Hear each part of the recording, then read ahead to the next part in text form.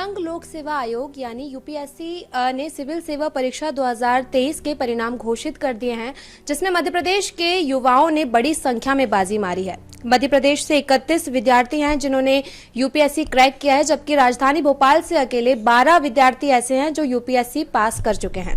हमारे साथ क्षितिज आदित्य शर्मा हैं, जिनसे हम बातचीत करेंगे और जानेंगे कि उनकी क्या कुछ प्रिपरेशन थी। क्षितिज को इस एग्जाम में जो है वो 384 रैंक हासिल हुई है। वेलकम क्षितिज, और सबसे पहले तो कॉन्ग्रेचुलेशन जी, थैंक यू वेरी मच। क्या कैसी फीलिंग है, कैसा काफ़ी थोड़ी रिलीफ भी है। सबसे ज़्यादा तो रिलीफ की फीलिंग, क्योंकि इंटरव्यू के बाद आपका फेट सील हो जाता है एक तरह से, बट डिक्लेयर होने में थोड़ा टाइम लग जाता है। तो सबसे ज़्यादा तो रिलीफ है, थोड़ा सबको खुशी भी है घर में। सभी काफ़ी उत्साहित हैं रिजल्ट को लेकर। जी क्या कुछ क्षितिज आपकी प्रिपरेशन थी यूपीएससी एग्जाम को लेकर? आपने शायद सेकंड अटेम्प्ट था। जी, ये मेरा सेकंड अटेम्प्ट था और मैंने 2021 के नवंबर दिसंबर के आसपास अपनी तैयारी चालू की थी। ये मेरा सेकंड अटेम्प्ट था। फर्स्ट अटेम्प्ट में मेरा प्रीलिम्स तो क्लियर हो गया था, पर मैं मेन स्टेज पे रह गया था। तो उसी मोमेंटम को कंटिन्यू करते हुए मैंने थोड़ा और मेहनत की, थोड़ा अपने आंसर्स को सुधारा और फिर इस अटेम्प्ट में मुझे सफलता हासिल हुई है।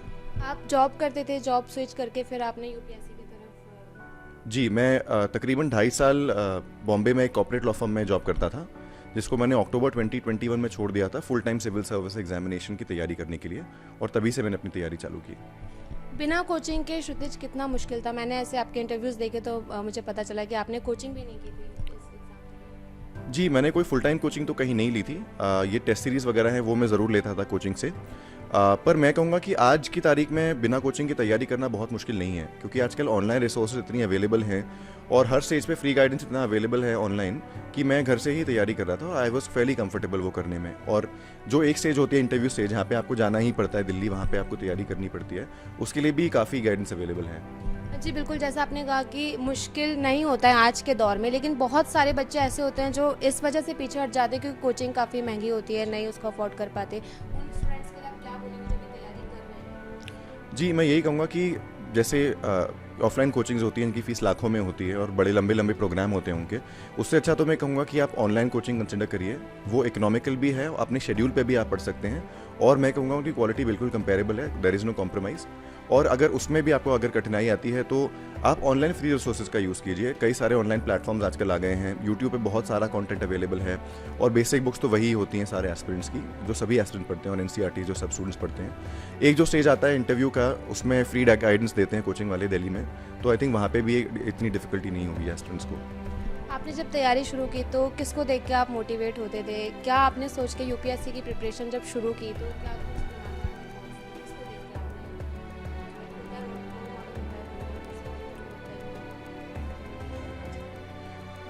जी, ऐसे एक इंडिविजुअल रोल मॉडल को तो मैं नहीं कह सकता, पर जो इस सर्विस में मेरे रोल मॉडल रहे हैं वो काफ़ी सीनियर आईएएस ऑफिसर्स हैं। जैसे भोपाल के ही एक बहुत फेमस आईएएस ऑफिसर थे, श्री महेश बुच, जिनको पद्म भूषण सम्मान भी दिया गया था उनके काम के लिए। नए भोपाल की प्लानिंग में उनका बहुत बड़ा हाथ है, केंद्र में भी उन्होंने बहुत अच्छा काम किया। और श्री टी एन सेशन, जो चीफ इलेक्शन कमिश्नर रह चुके हैं भारत के 1990s के दशक में।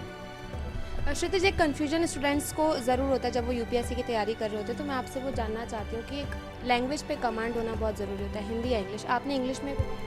जी, मैंने इंग्लिश में किया था। भोपाल की अगर बात करें तो यहाँ पे कई स्कूल ऐसे हैं, कहने को इंग्लिश मीडियम है, लेकिन वहाँ पे बच्चों को ना इंग्लिश ठीक से सिखाई जाती है ना हिंदी ठीक से सिखाई जाती है। यूपीएससी में कितना इंपॉर्टेंट है एक लैंग्वेज पे कमांड? जी, मैं कहूँगा अगर आपका मीडियम इंग्लिश है तो एक डिसेंट लेवल की कमांड होना ज़रूरी है। वो आपसे ग्रामेटिकल परफेक्शन नहीं मांग रहे हैं, पर आंसर उनको समझ में आना चाहिए। आपके पास एबिलिटी होनी चाहिए कि आप अपनी बात को फ्रीली रख पाएँ, अच्छे से रख पाएँ पेपर में और इंटरव्यू में। तो मैं कहूँगा कि इसके लिए थोड़ा अपनी इंग्लिश को होन करना ज़रूरी है।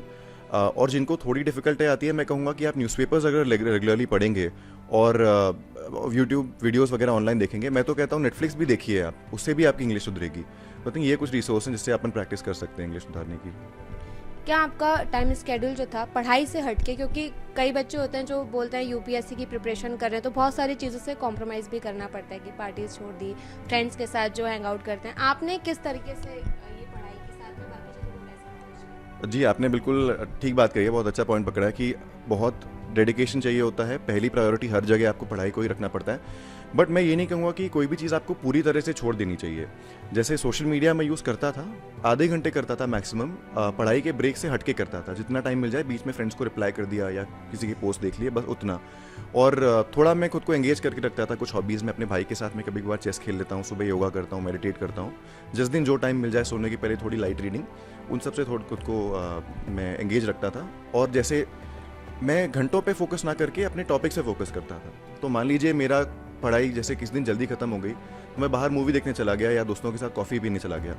ऐसे मैं खुद को एंटरटेन करके मतलब लिमिटेड सोशल मीडिया से स्क्रॉल जो करते रहते हैं आजकल बच्चे इंस्टाग्राम। जी, वो जिसको डूम स्क्रॉलिंग कहते हैं, उसका तो आपको टाइम मिलेगा ही नहीं अगर आप सीरियस एस्पिरेंट हैं। बट मैं ये भी नहीं कहूँगा कि आप खुद को पूरी तरह से काट लीजिए, क्योंकि अल्टीमेटली आपके दोस्त भी आपके शुभचिंतक हैं, उनका सपोर्ट भी आपके लिए ज़रूरी है। क्या रिएक्शंस थे फैमिलीज के, फ्रेंड्स के जब? जी, हर कोई बहुत ज़्यादा एक्साइटेड था। मैं तो कहूँगा कि मुझसे ज़्यादा मेरे परिवारजन के लोग थे एक्साइटेड थे, और ठीक भी है क्योंकि उनका कंट्रीब्यूशन भी बहुत ज़्यादा था इस प्रोसेस में। जी, आपने कहा कि अब बहुत रिलीफ लग रहा है, अब कुछ प्लानिंग्स हैं क्योंकि अब तो रिजल्ट आ चुका है, अभी तक तो तैयारियों में ही सारा दिन निकल गया था, अब रिजल्ट आ गया है, ज्वाइनिंग तक आपने सोचा है, कुछ प्लान्स किया भी आपने? जी, अभी इस आने वाले 1-1.5 हफ्ते में तो मैं ब्रेक लूँगा, थोड़ा अपने भाई के साथ वेकेशन पर जाने की प्लानिंग है। उसके बाद मैं सोचूंगा कि whether I need to take the next attempt और नॉट, थोड़ा उस पर विचार करूँगा परिवारजनों से बात करके। और आई थिंक जब तक सर्विस एलोकेशन आने में भी अभी थोड़ा टाइम है, तो अभी तक थोड़ा प्रिपरेशन में बिजी रहूँगा I think for the next 2 months. Thank you so much Kshitij. तो हमारे साथ थे क्षितिज आदित्य शर्मा, जिन्होंने बताया कि क्या कुछ उनकी प्रिपरेशन थी यूपीएससी एग्ज़ाम को लेकर। उन्होंने भोपाल से क्षितिज हैं और 384 रैंक हासिल की है। उनकी प्रिपरेशन जो थी वो काफ़ी अच्छी थी। आपका इस वीडियो पर क्या कुछ ख्याल है वो हमें कमेंट करके बताइए, और वीडियो अच्छा लगा तो लाइक और शेयर भी कीजिए। Thank you.